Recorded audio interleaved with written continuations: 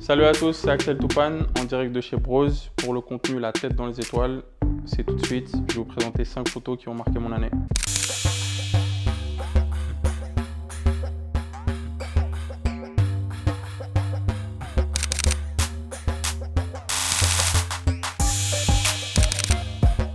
Alors la première photo que j'ai choisie, c'est celle-ci. C'est une photo que j'ai prise le 6 janvier, 6 janvier de cette année. C'était à l'hôpital, c'était un moment pas facile, une période pas facile du tout. Outre le Covid et l'actu qui était un peu bizarre, j'étais blessé. Je sortais du training camp avec les Warriors où j'ai pas été gardé en partie à cause de cette blessure. Je savais pas trop ce que c'était. Je m'entraînais 15 minutes, je sentais plus ma jambe. Et j'étais à l'hôtel à Paris, je ne savais pas quand je repartais aux États-Unis. Tous les jours, je renouvelais de un jour, de une nuit mon séjour. Et donc là, c'était à l'hôpital. Au final, on a découvert que j'avais ce qu'on appelle un syndrome du piriforme. C'est un truc assez rare. En fait, c'est un muscle dans la fesse qui vient contracter le nerf sciatique et qui du coup un peu paralyse un peu la jambe, tu as des courbatures. Donc c'est un truc assez bizarre qu'on n'a pas su déceler, qu'on n'a pas réussi à déceler tôt et qui au final a empiré. Et donc là, c'était le jour où j'ai fait une piqûre pour soulager justement ce muscle qui contractait le nerf. Et au final, qui a été un peu symbole de libération et qui m'a fait beaucoup, beaucoup mieux me sentir. Donc ça, c'est la deuxième photo que j'ai choisie. Donc c'est une photo qui a été prise justement, je dirais un bon mois et demi après mon petit passage à l'hôpital. Et c'est une photo qui a été prise dans la bubble de Orlando, quand je suis parti jouer avec l'équipe de G-League de Santa Cruz. Je sortais d'une période compliquée, j'ai pas pu m'entraîner comme je voulais, j'ai pas pu me préparer comme je voulais. Et avant même d'arriver en fait au début de la bubble, je savais clairement pas où j'en étais, je savais pas si j'allais être en forme, je savais pas si j'allais pouvoir être en capacité de performer. Et au final, premier match, première action, je mets un dunk, ça te met en confiance. Et après, j'ai vraiment pu m'exprimer. Au final, tout oublier. Donc ça a été vraiment la première action qui m'a permis de passer à autre chose. Donc ça, c'est la troisième photo que j'ai choisie. Grand sourire. Et là, c'est le coup de téléphone des Bucks qui veut me signer en fait pour le reste de la saison. Donc voilà, super nouvelle, objectif atteint. Ça faisait 3 ans que je n'avais pas joué en NBA. Je devais aller manger avec Evan et c'est arrivé peut-être le soir d'avant en fait. Donc non, première chose, on appelle les parents, papa, maman. Et puis ouais, après c'est vraiment, tu savoures intérieurement, mais tu sais qu'il reste encore beaucoup de chemin et beaucoup de choses à faire. Donc pas d'excès, pas de sortie, pas de champagne. Plus tard. 4 ans même, 3-4 ans que je n'avais pas joué à NBA. Donc voilà, c'était vraiment mission accomplie. Et là, c'était lors du premier road trip qu'on a fait côte ouest à Los Angeles, matin du match au shoot around. Donc voilà, grand sourire. En fait, je savais que ça allait arriver assez rapidement, mais je ne savais pas où, je ne savais pas quand, je ne savais pas quel type de contrat. Et le fait que ce soit Milwaukee, que j'ai déjà joué j'ai déjà fait un petit passage 3 ans avant. C'est une franchise donc, que je connaissais le GM, culture européenne avec Yanis, son frère et d'autres joueurs européens. Donc voilà, je savais que c'était une bonne organisation où aller. Et voilà, ça n'a pas manqué. Donc la prochaine photo, c'est une photo avec mes 2 meilleurs amis et le titre de champion NBA. On a eu beaucoup de chance niveau emploi du temps. Eux, ils ont réussi à être là pour le travail et c'est tombé pile au moment des finales. Donc j'ai pu vivre ça avec eux. C'était un super moment parce qu'on a une relation très très proche. On a vécu, on a habité ensemble pendant quelques années. Et en fait, ces 2 jeunes gens, Étienne et Bruno, c'est vraiment les personnes qui m'ont poussé justement à entreprendre et à voir plus loin que le basket, même si j'étais de nature curieuse et que mon père était déjà un peu dans ce raisonnement-là. Super timing, super moment et voilà une belle histoire qui est venue récompenser justement, je disais, 3 ans de cohabitation ensemble, où on a galéré tous ensemble, où on est vraiment parti de tout en bas. Donc voilà, c'était un super moment et très symbolique aussi.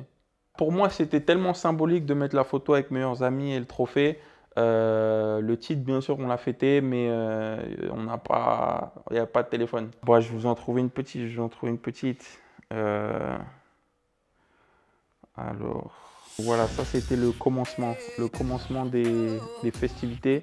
Donc c'est Yanis qui nous passait un cigare à tous. Parce que lui, il voulait prendre une photo comme LeBron James l'année d'avant. Donc là, il nous a tous donné un cigare et c'était encore assez propre. Les vestiaires étaient assez propres.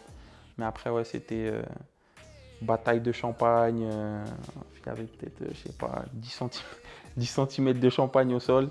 Mais c'était cool, c'était une super célébration. Il y avait les familles, il y a Monty Williams, le coach de Phoenix, qui est venu nous féliciter aussi. C'était un beau moment. Très humble, très posé, qui nous félicitait et nous souhaitait bonne chance pour la suite. Donc voilà, overall, c'était une super célébration qui a fini en boîte de nuit avec pareil, famille, amis. Et voilà, 2 jours après, parade dans la ville de Milwaukee, qui n'avait pas gagné depuis 50 ans ou quelque chose comme ça. Donc voilà, les gens étaient fous. Petite anecdote assez marrante. Quand on était dans le bus, donc vous imaginez des milliers de personnes, et il y avait ce mec qui marchait avec un lézard gros comme ça, dans les bras, et qui marchait en fait vraiment, il était dans son monde en parallèle de la célébration, des gens qui étaient fous, il marchait derrière avec son lézard comme ça, et c'était assez fou. Ouais. Donc la prochaine photo que j'ai choisie, c'est une photo des prochains leaders. C'est un programme que j'ai commencé en septembre dernier, et justement quand je parlais des moments difficiles, quand j'étais blessé, quand j'étais à l'hôpital, c'est un programme qui m'a donné beaucoup de force. Parce que le but du programme, c'est de mentorer en fait des jeunes. Et j'ai dû être le grand frère et le rôle modèle pour eux. Donc j'avais pas du tout le temps et je pouvais pas en fait arriver et montrer que j'étais touché, montrer que j'avais des doutes, montrer que ma situation n'était pas bonne. Donc voilà, c'est 4 filles et tous les gens qui ont participé au programme m'ont donné énormément de force et énormément d'énergie, et c'est en partie grâce à eux que j'ai réussi à pouvoir retourner en NBA. Voilà, pour la petite histoire, en fait, ce qu'on fait, c'est un programme d'éducation et de leadership à travers l'entrepreneuriat et le sport, où justement on essaie un peu de mentorer des jeunes, de partager avec eux notre réseau, de leur apprendre à concrétiser une idée, mieux les armer en fait pour qu'ils puissent faire face au monde corporate et au monde professionnel. Donc la photo bonus, c'est une photo qui a été prise pendant les playoffs à Atlanta. Je trouvais que la photo était assez cool. C'était avec la bench mob, donc les jeunes avec qui on jouait pas trop et avec qui on bossait tous les jours d'arrache-pied pour rester en forme, continuer à progresser. Et ouais, je trouve la photo super cool. Et moi, en plus, c'était un de mes feats préférés de l'année. Je jouais pas ce match, je n'étais pas actif. Donc voilà, photo bonus. Faites ce que vous voulez. Honnêtement, même au jour d'aujourd'hui, je ne réalise pas encore que je suis champion NBA. Je pense que j'ai besoin de jouer pour vraiment réaliser en fait la grandeur et l'exploit. Après, c'est sûr que ça vient couronner une année qui était difficile, où je commençais tout en bas pour monter. Donc, je me rends compte quand même que c'est un moment exceptionnel et que je suis privilégié. Et après, pour être un peu plus dans le moment, au moment où le coup de sifflet final, enfin la dernière possession, on sait qu'on va gagner. C'était un match bizarre, on sentait la tension, on sentait la pression, tout le monde était un peu... C'est difficile de vivre le moment présent lors d'un match décisif comme ça. Donc ouais, coup de sifflet final, ça vient clôturer la saison, tu sais pas trop ce qui se passe, tout le monde saute un peu partout, mais après à côté de ça, c'est super bien organisé. Sur la NBA, tout est carré. Tu as le speech, tu as le commissioner qui vient pour faire un discours, les honneurs. Après, pareil, dans le vestiaire, tout est organisé. Tout le monde a les grosses lunettes, les casquettes, les t-shirts, cigares. C'est vraiment un truc à l'américaine dans lequel, au final, tu es un peu broyé dans le truc. Et vu que c'est un bon moment, tu kiffes et tu enjoy. Et j'ai encore du mal à réaliser, sincèrement. Donc voilà, mais je pense qu'avec le temps et les années, c'est vraiment là où tu te poses et tu te dis, ah ouais, c'était un truc de fou. Peut-être l'an prochain, le fait de voir les finales, tu te dis, ah ouais, putain, on était là quand même et on a gagné. Ouais, c'est un truc de ouf. Donc voilà. Abonnez-vous à la chaîne Bro Story si vous voulez voir le contenu, la tête dans les étoiles. Are you listening? Blaise. Damn.